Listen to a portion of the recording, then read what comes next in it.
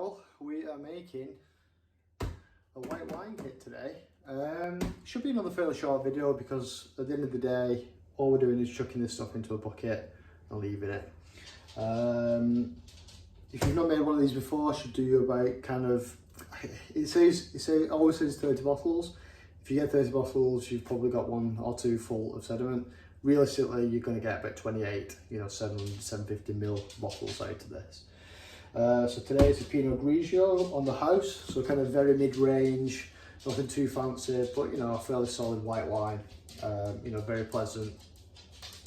Can't go wrong with it really. So let's get into it.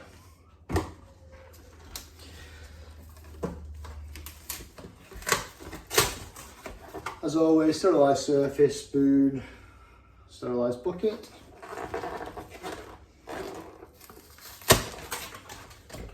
Very well glued together.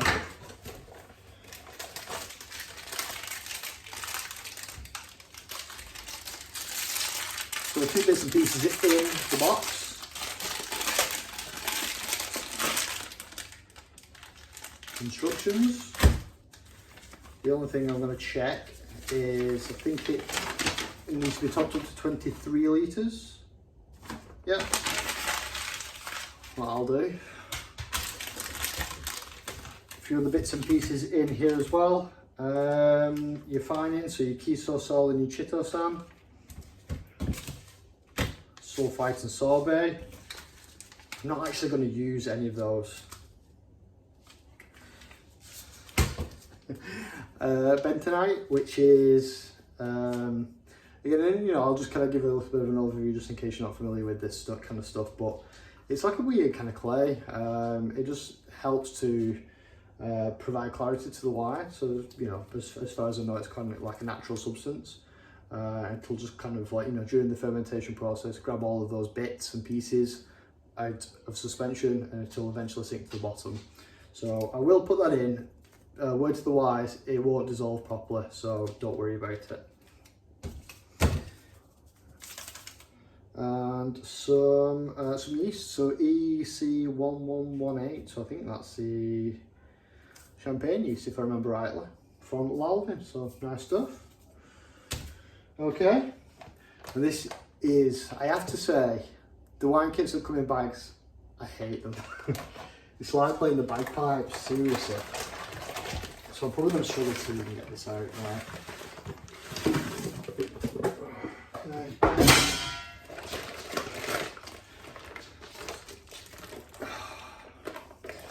Right, the one real tricky thing about this is to get the top off and to get the grape juice into the bucket without spilling it everywhere.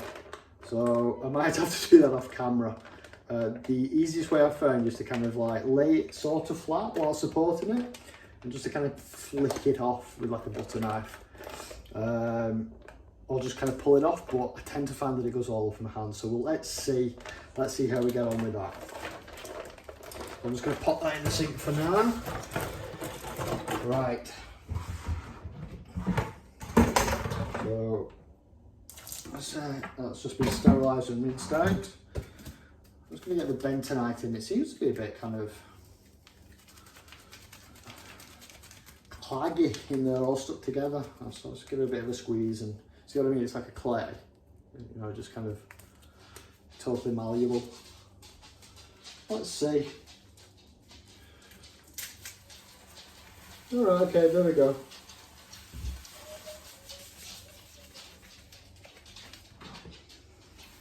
Yeah. And I've got a good full kettle, so 1.7, 1.8 litres or so. Let's start with that. Let's just get that all in here.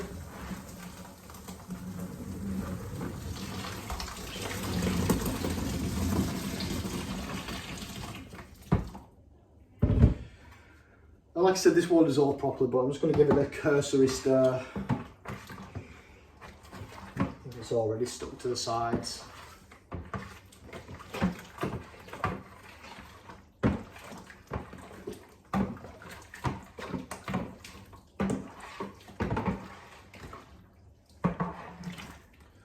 You can see I'm just going to try and scrape it off.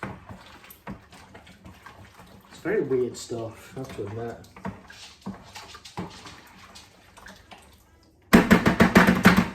And I do want to use it because, you can see it's stuck to the spoon, but let's put that down on the sterilized surface. So I am using it because I do want a clear wine, but I'm not going to use the clearing agent, so the Kisosol and the chitosan, so I will use this, but like I said, it'll fall out of suspension anyway, so we're good. Okay, right. I don't know if I can even see this. See if we can do it like that, kind of almost like choking a chicken, I suppose. Oh, look at that. That is literally the easiest it's ever come off. Absolutely spectacular. Right, so. Ooh. In we go. Just I'm going to take photos for this.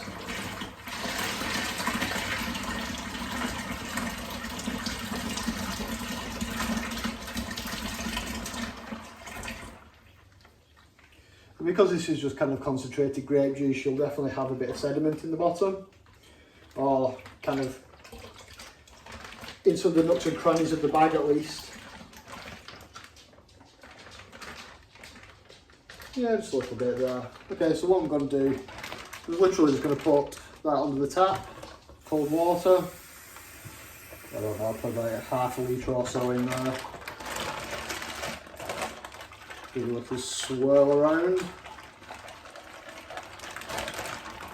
Squeeze the bag.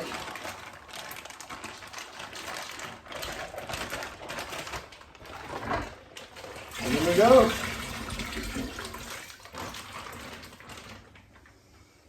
There you go, happy days.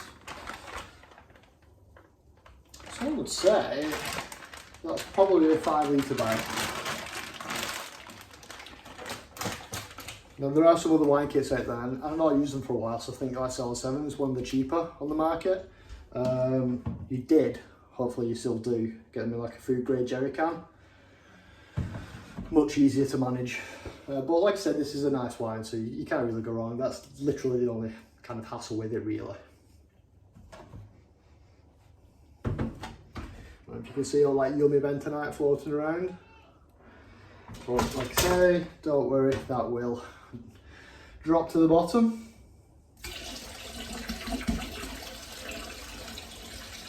Just filling this up to 23 litres with cold tap water.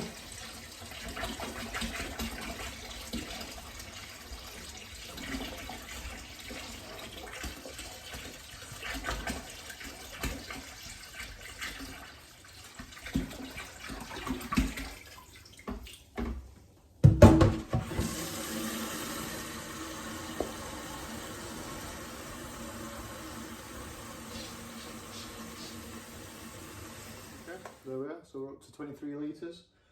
So what was that, about 15 litres or so of cold tap water. So with the kettle full of the grape juice and the cold tap water, we're looking at around between 22 and 24 degrees Celsius at the moment. I've got a temperature strip on that side, which is kind of why I'm doing that, don't know why. So yeah, so that's absolutely fine. So we're just going to pitch the yeast.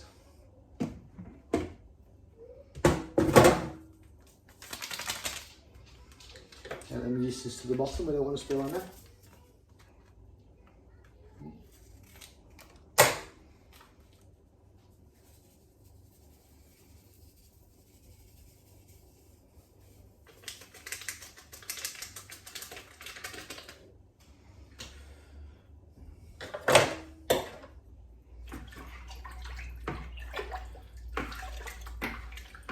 Give it a little stir. Probably shouldn't have bothered really, I'm getting it all over the side of the bucket. But let's get them in now, get them all mixed up. One final aeration.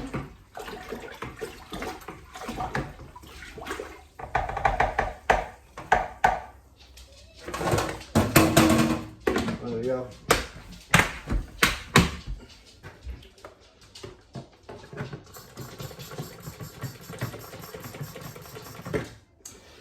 roommate to stir, so that wasn't very well planned. But I'm just putting a little bit in the airlock, and I've got a little bit that goes on top as well.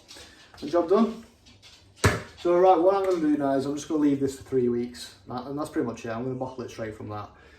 Straight from this, I just need to be careful with the sediment. I've got a sediment trap anyway, so it should be fine.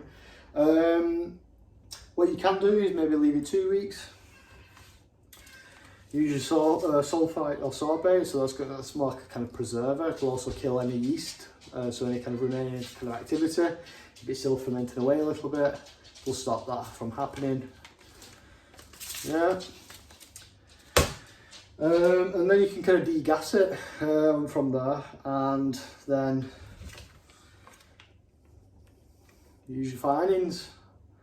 So you put your keto sol in first, leave it, give it a bit of a stir, leave it an hour or so, gently stirring your chitosan.